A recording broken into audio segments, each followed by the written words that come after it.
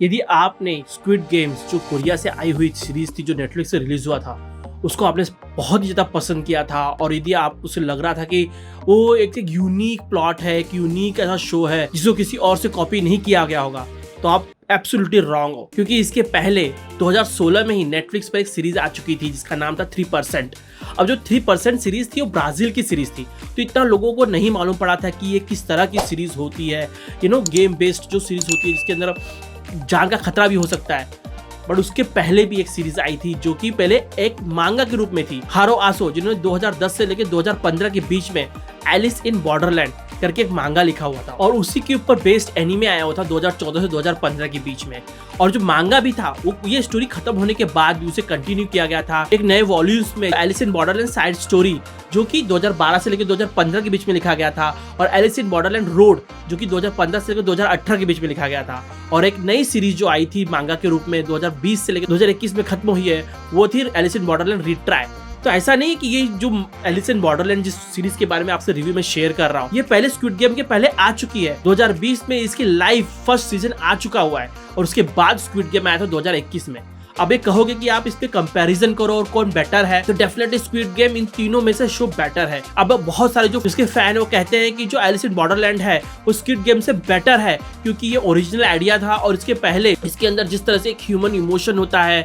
जिस तरह सीजन 1 के अंदर आरिसी, छोटा एंड केटा ये जो दोस्त रहते हैं इनको अचानक ही अपनी जिंदगी में अब जो उनके परिवार से, नौकरी से, जो छोटा को नौकरी से निकाल देते हैं और जैसे केटा वो अपने बाहर से उसको निकाल देता है, तो वहां पर जब ये तीनों के चौराहे पर रहते हैं और अचानक ही उनकी जिंदगी पूरी बदल जाती है, वो एक ऐसे प्लैनेट पर उनको ट्रांसपोर्ट कर दिया जाता है जहां पर उन्हें अपनी जान पर खेलकर एक ऐसे गेम लेवल को पार करना होता है जहां पर वहां उनको जीतने के बाद एक ऐसा कार्ड मिलेगा, उस गेम का जो कार्ड होगा, जो टास्क का पत्ता होता है उसका कार्ड, उससे उनको वीजा मिलेगा उस कंट्री में रहने के लिए और कुछ दिन ही मिलते थे। तो उनको लगातार ये ऐसे डेंजरस गेम खेलने पड़ते थे। तो जो सीजन 1 था वो बेसिकली हर एक जो नंबर्स कार्ड होते हैं, इक्का, दुक्का, तिक्का, चौका, पंजा से लेकर 10 तक, उस कार्ड के जो गेम्स थे, जो किलवर हो गया, स्पीक हो गया, चौकट हो गया या हार्ट हो गया, ये 4 तरह के गेम्स होते थे। इसके अंदर जो हार्ट्स गेम्स होते थे जिसके अंदर अपने वालों को ही धोखा देना पड़ता था, जो इसके अंदर स्पीक हो गया उसके अंदर उस लोग बहुत बड़ी फाइटिंग करनी पड़ती थी, और इस तरह से कोई टीम गेम होते थे। तो वो जो पूरा जो पहला सीजन था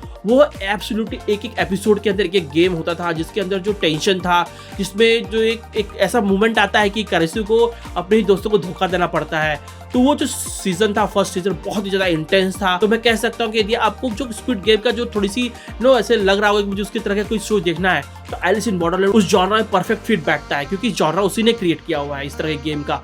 तो गाइस ये जो सेकंड सीजन है अभी जो रिलीज हुआ है उसका रिव्यू मैं आपसे शेयर कर रहा हूँ। तो जो सेकंड सीजन के अंदर जो स्टोरी फोकस करती है आरिसू, उसागी और उसके जो फ्रेंड्स रहते हैं जैसे कि टाटा, निरागी, क्विना, ये जो रहते हैं वो बेसिकली इनको मदद करते हैं जिससे कि वो लोग फेस कार्ड्स के जो गेम्स है उसे डिफीट कर सके। यहाँ पर जो हर एक एपिसोड के अंदर एक फेस कार्ड का जो गेम है उसे फिनिश नहीं किया गया है। यहाँ पर जैसे कि स्पीक का बादशाह जो रहता है वो बेसिकली एक ऐसा मर्सनरी रहता है जिससे कि गोली लग सकती है, जल सकता है, जैसे कि टर्मिनेटर के टाइप उसको कैरेक्टर दिखाया हुआ है और बहुत लोगों का मर्डर करते रहता है। तो लोग डिसाइड करते हैं कि हम लोग जो फेस कार्ड्स है उनको जाके लड़ेंगे और उनको हासिल करते जाएंगे, फिर लास्ट में उससे जाके भिड़ेंगे। तो उससे होता क्या है कि जो सेकंड सीजन है अपने आप को फर्स्ट सीजन से अलग दिखाने के चक्कर में शो थोड़ा सा स्लो लगता है। इसके अंदर जो गेम्स भी हैं जैसे कि एक टीम गेम रहता है जिसके अंदर की एक दूसरे को बैटल करना रहता है और एक उसके जो मेन जो सेंटर रहता है उसको टच करना रहता है, तो वो गेम काफी ड्रैग लगता है और जो दूसरे गेम है काफी ड्रैग लगते हैं। हाँ, एक दो गेम है जो कि इंटेंस है और एक जो गेम है जिसके अंदर चिसिया का गेम है वो भी बहुत ही ज्यादा बोरिंग लगता है। तो यहाँ पर आप कह सकते हो कि पहले सीजन के यदि तुलना करेंगे तो यहाँ पर जो मेजॉरिटी ऑफ द एपिसोड्स है वो इतने इंटरेस्टिंग नहीं जितने कि सीजन 1 में जो अपने दोस्तों के खिलाफ जो बादाम के सत्ते के जो गेम में जब उसको फेस करना पड़ता है उस तरह का सिचुएशन आपको इसमें नहीं देखने मिलेगा। यहाँ पर ज्यादा आप उसको देखने मिलेगा कि वो एक तरह से हीरोइक कैरेक्टर के रूप में उभर रहा है, उसको लोग सपोर्ट कर रहे हैं, जो उसके पहले सीजन में बहुत विरोधी रहते हैं उसको सपोर्ट करते हैं, और वहां पर आपको जो लास्ट के 2 एपिसोड है वहां जो बहुत ही अच्छी तरह से इसको क्लोज करता है।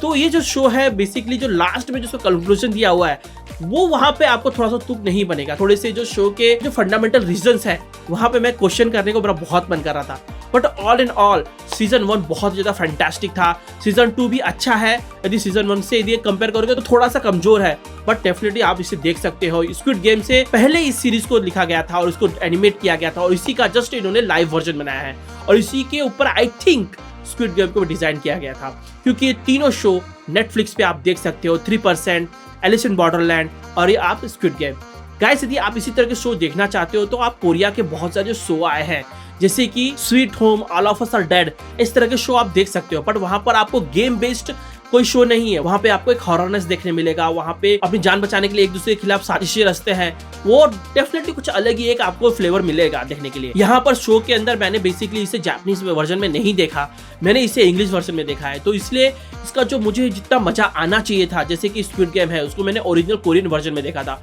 सबटाइटल के साथ, तो वो मुझे बहुत ज्यादा पसंद आया था। तो मेरा जो एक मानना है हमेशा कि जब भी शो लिखा जाता है जिस भाषा में, उसको उसी भाषा में देखना चाहिए, जिस तरह से उसके जो एक्टर्स के बोलने का तरीका है, जिस तरह से डबिंग होती है, तो बहुत ज़्यादा जो उसका इफेक्ट होता है। आपको यदि बात नहीं मालूम पड़ती है तो आप कोई एनीमे देख लीजिए, जैसे कि जोरो है वन पीस के अंदर, Luffy, yeah! You finally made it! Luffy! और इचिको है ब्लीच के अंदर, या फिर हंटर एक्स हंटर में गॉन की जो है उसमें बहुत सारे कैरेक्टर्स की जो हिस्सों का है, उसकी जो वॉइस एक्टिंग है जापानीज में, जो ओरिजिनल वॉइस एक्टिंग है उसमें देखने का जो एक अलग से जो मजा है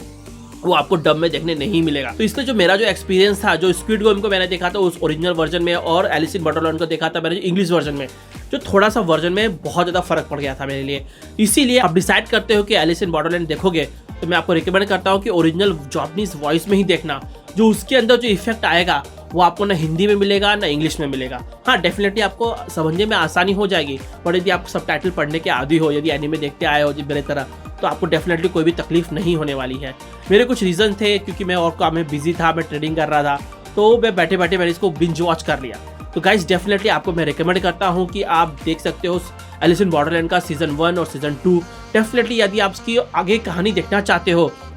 तो हारो आसो की जो एलिस इन बॉर्डरलैंड की जो साइड स्टोरी है, जो रोड और रिट्राई जो बार बार उन्होंने लिखा है 2012, 15, 15, 18 और 20 और 21 में, वो आप